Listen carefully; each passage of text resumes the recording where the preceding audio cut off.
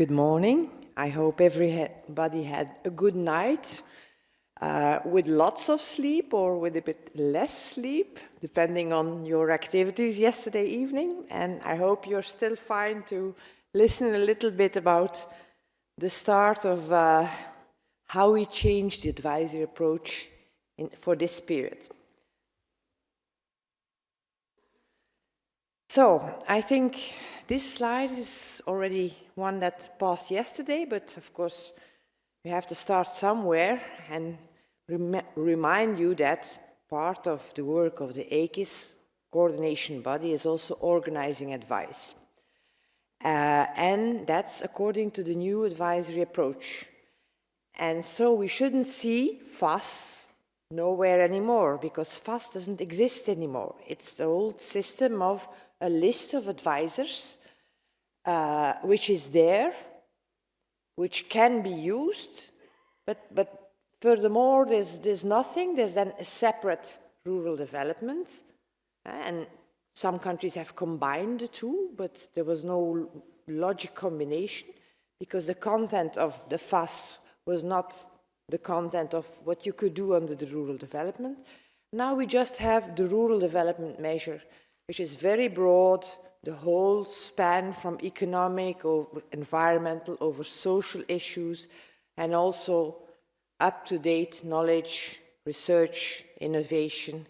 All that is to be covered by advice, or you can pick out pieces that need more attention. Some of our countries are going very green in the advice that they offer, for instance. So there's a choice to be made, but we're not making this choice anymore that it should be cross-compliance. That's gone. So we have no FAS anymore. It's much more open, much more broad, and no fixed lists and registrations with exams or whatever anymore. We try to get all advisors in the bars because they all influence the farmers. So that's the thing, and a very transparent way to share all those advisors is with, for instance, a website on the public ministry website, or wherever, on the CAP network website, wherever you want. And that's what is in that Article 15. You already know that only impartial advisors can be funded, public or private. And that means, when we say private, still that they are independent and not linked with companies who are selling certain products. Although those people certainly form part of the wider AKIS. Here I'm talking about who we fund. So those are two different things. And then the other new thing is that we have this obligation also to train these advisors, that they are getting more competent, more effective, and that this should be done on somehow frequent basis. You could think about a point system. We in Flanders, we have this for the vets, and the same could be done, for instance, for farm advice. This is the legislation behind. There are two articles that are relevant. Article 78, which explains the funding. It's the same article which you use for knowledge transfer and knowledge exchange and your training. It's all in one article. It's a very broad one. You can do many things, from discussion groups to whatever. As long as it's knowledge exchange and it's related to information, it's advice included, you can use that article. Even the exchange of advisors going abroad to learn there and to come back, all that is possible. But you just have to, through this Article 15, you have this obligation to have advisors on offer on the broad range of issues. But the difference with the FAS in the past is that it would need to be in one body, and you had to have enough capacity in those bodies. And now we just work with persons. One person may know more about one issue and the other about another issue. So you have to organize a little bit that in total you cover all the obligatory fields of Article 15.4 and 15.2. And for the rest, it's much more loose, in fact, and you can more shape it towards your own needs in your country or your region. One thing is common. We would like to see those advisors integrated in the AKIS, taking up roles. We already had yesterday these intervention breakout groups. We talked about advisors who can give training, who can do on-farm demonstrations, who just give advice. That's also a way of integrating them, because they will have to learn certain things, maybe from research, up-to-date research. They have to be competent on up-to-date research and innovation. So in this way, you also connect them. You have the specialist advisors. So they will be somehow integrated in the AKIS. And we have in our AKIS tool there a real annex listing all the ways in your background document, which you got with the welcome letter, all the ways you could have to integrate advisors in the AKIS. And that's about all, because the rest I already told you. So what kind of activities would that mean in practice? Just a flavor, because you're going to train them. They will become more competent on the range of issues that you need to cover in your region or in your country. You have also to take care of trying to simplify all this, because with advisors, if you start counting per hour, you're going to get a lot of work, and we don't want you to do this. So we really hope you are going to look for simple systems. And that's why we deleted also all these rules on certification and public procurement. That's all gone. So the whole system should be simpler. And we will show you the examples of vouchers also here today, so that you have an idea. This is a way also to go to make it more simple.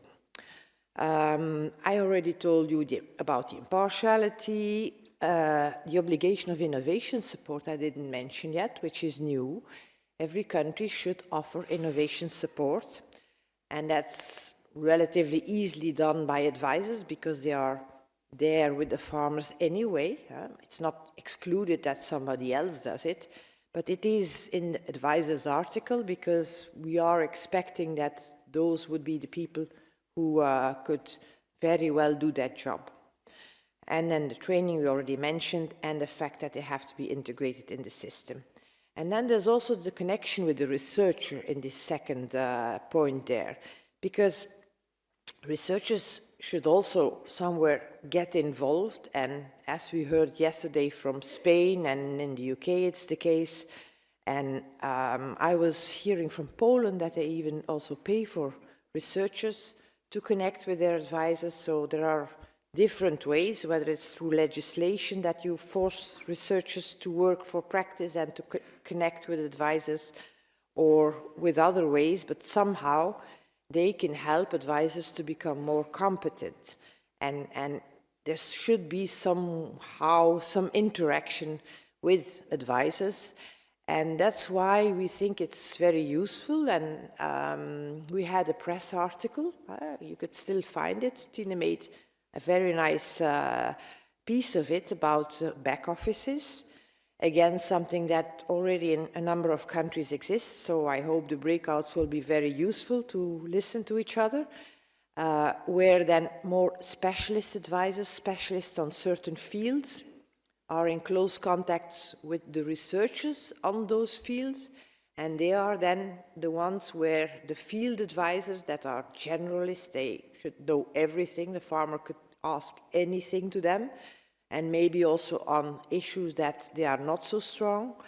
And then they could go and get some help from their specialist advisors who know the practical aspects on that theme, and also stay in close contact with the researchers. And here's then this knowledge flow AKIS feeling again that is behind.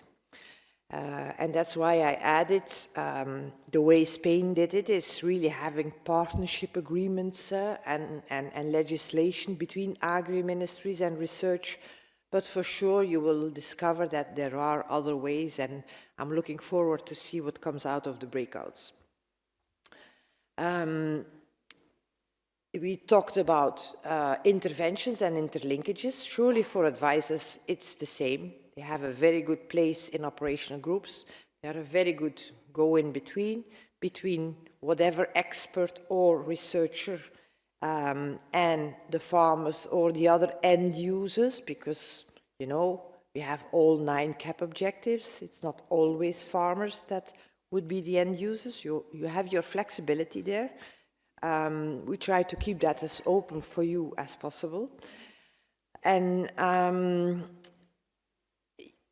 the fact that we have innovation support somehow brings you to the fact that your operational groups also should be able to cover those bottom-up ideas that innovation support services would bring in. So that means that your calls might have thematic aspects, as most of the time was done in the past. But again, we had quite a lot of member states who had bottom-up calls where any subject could come in.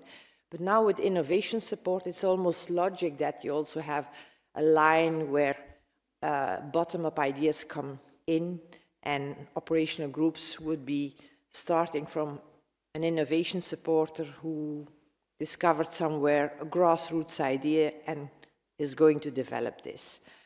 And the fact that you have new types, new methodologies, not only the difference that and bottom-up and thematic is there, but you also have, in terms of what kind of operational groups you have, you will have maybe rather network-like operational groups. You could have discussion groups where there's a facilitator with a number of farmers that want to compare themselves in whatever way, whether it's some economical things or on thematical issues. You could have operational groups, and we have one, I think, in Slovenia, if I remember well, where the aim of the operational group, it's one of 12 million, is to make knowledge hubs to connect advisors with researchers. So those kinds of things are also possible. So really open up your mind. You can do lots of things. Also, these result-based projects are something new.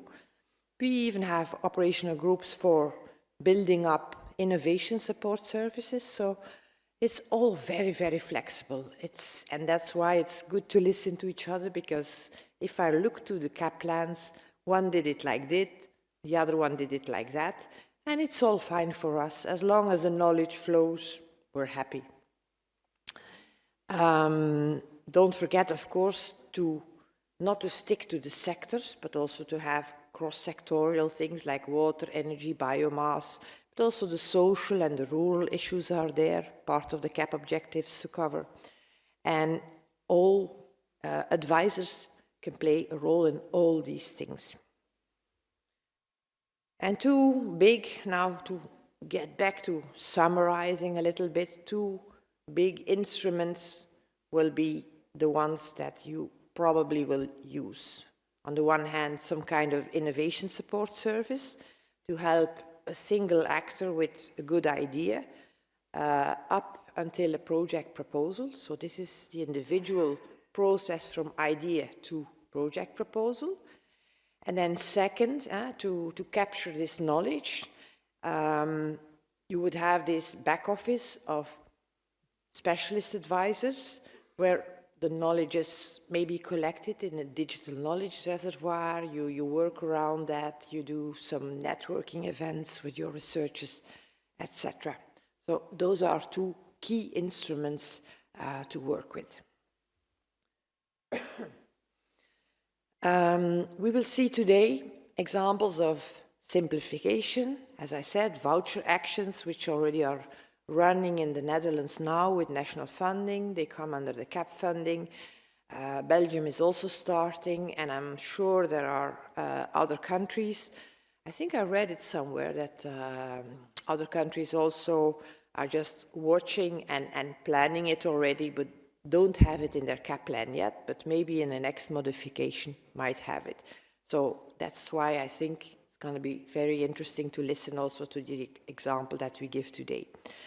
And for instance, also working to build knowledge reservoirs in practice, you can do in a very simple way. You can use your technical assistance, for instance, for that. Or, as I said, you could use an operational group to build some thematic knowledge hubs. Or you could use Article 78, a knowledge exchange intervention for setting up of advisory systems, advisory services that build up knowledge reservoirs. So there's plenty of articles and funding that you can use for those purposes. And for innovation support services, I just listed the 3 main options for you. You could work with EIP intervention, with operational groups. And there, in the past, we did this already quite often, the lump sums for the preparation step. And that's something because the preparation step is not to be underestimated. It's quite a work. You need to come together a few times. You need to look for the right people. You have to bring them together. So lump sums normally varied from 3,000–4,000 to 8. What was 8 is 9,000 now with all the inflation.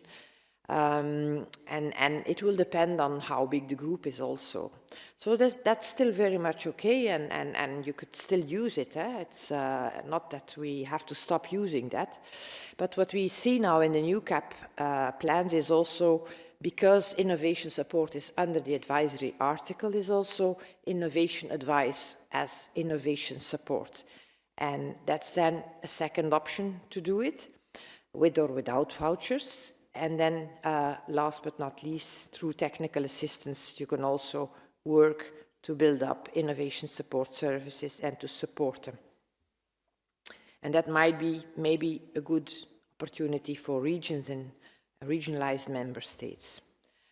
This is on one slide what we have as legal base. And on the one hand, we have Article 15.4, where the obligation is in. That's the list of obligatory elements. You must provide innovation support, in particular for EIP operational groups, and there you can broaden if you want to do this also for other funding sources. Is it for multi-actor projects under Horizon? Is it for other funding sources? That's up to you. You can broaden it, but we really want you to have something there ready for helping people with ideas to come to operational groups, and then also to implement them, to be the facilitator in those groups. And the recital makes clear that it's not just to be the facilitator in the group, but from the very beginning, it's very important that you capture those grassroots innovative ideas or problems that need to be solved, and that is really the intention of this innovation support. And you have to describe it according to Article 104, how you're going to do it, and that should be in your CAP plan, or will be in your CAP plan if it's not there yet. And what we then, as you know, the blue guy there, supposed to be the Commission, and then we have the guy in the brown suit who's coming from the administration, and the classical thing that happens is they are very enthusiastic about innovation, and the guy says in the brown suit, I'll be very happy to give you some innovative thinking. And then comes the question to the Commission, what are the guidelines? So, sorry guys, it's very open. We don't want to fix it all down. It's up to you and your imagination, and you can choose from this article or that article, or use existing networks. So feel free to freewheel. The possibilities are there. You just have to use them. And that's the reason why this little picture is here, because we have so far often worked top-down with the choice of certain themes, which still can be there, for instance, under one intervention, one operational group intervention, and you could have another group or several interventions that may be grassroots innovative ideas capturing, so bottom-up, and then maybe other themes. So you could have 5, 6 operational group interventions, or you could make a very general one in which you can have several types of calls under one intervention. Say we do bottom-up, we keep it open, with cutoff dates. And we tackle call per call other issues. So we're going to speed up a little bit because we have our time limits today. I think you understood innovation support service is obligatory. This capturing of individual ideas is super important. And who can do that? We didn't fix it. It's under the advisory article, but the importance is that there's a close connection of those persons with and an understanding also of agriculture and rural areas and broad, because we have all 9 CAP objectives. It's also important to make them visible, that somebody with an idea knows where to go to. Not to forget that these people need to be well networked and have a cross-cutting approach, maybe getting other sectors, the digital guys in or whatever. And the simplified cost I already said. Don't forget that we have 2 concepts. Our CAP networks have been providing good innovation support already, but that was mostly group-based. And this is different from innovation support services as they are presented now, and you saw the recital, which is a real individual exercise from idea to operational group. And that's really quite intensive, as I said, a few meetings, looking for the right partners, the right knowledge, drafting the cooperation agreement, the whole plan, and the project proposals. So that's really something not to be underestimated, and it's probably a bit heavy to just as a network to take this as an extra job. But okay, if you have money enough, okay for us. But usually it's more the broader innovation network that's done by the CAP networks. And here, schematically, we had to make a picture for one of our contractors for an evaluation study to understand it. Where can advisors play a role, from capturing grassroots ideas over the brokering, over the facilitation. Then when your project is selected, you can work towards the project results together with the other partners. And then as an advisor, you also have lots of clients and a lot of contacts to disseminate. Skills: be able to listen, to analyze a problem, be a good intermediator, have a good network to find people, make sure that your project proposal that comes out is good quality, clearly written, that you don't get audit problems, and think out of the box. So, process, I think you got it. And I already mentioned, by the fact that you get these bottom-up ideas at whatever moment, it's probably going to be needed not to wait 3 years before you do a next call, but make it much more frequent or keep it open with cut-off dates. So this is somehow related to a more frequent getting into an operational group call. And don't forget, we have the tool that you have there, and in the annex you have good practices to integrate advisors in the AKIS. And by the way, there's also something on CAP networking there too. So, AKIS coordination bodies, managing authorities, advisors, innovation support services. We've been working hard yesterday. Everybody was very happy to have so much information, but also very tired. So, we keep it up. You're not alone. We have a number of projects helping us here. We are always there. If you have questions, you can always come to us. We can advise you. We can help you. This is then my time to thank you for your attention. And we stay at your disposal, not only today,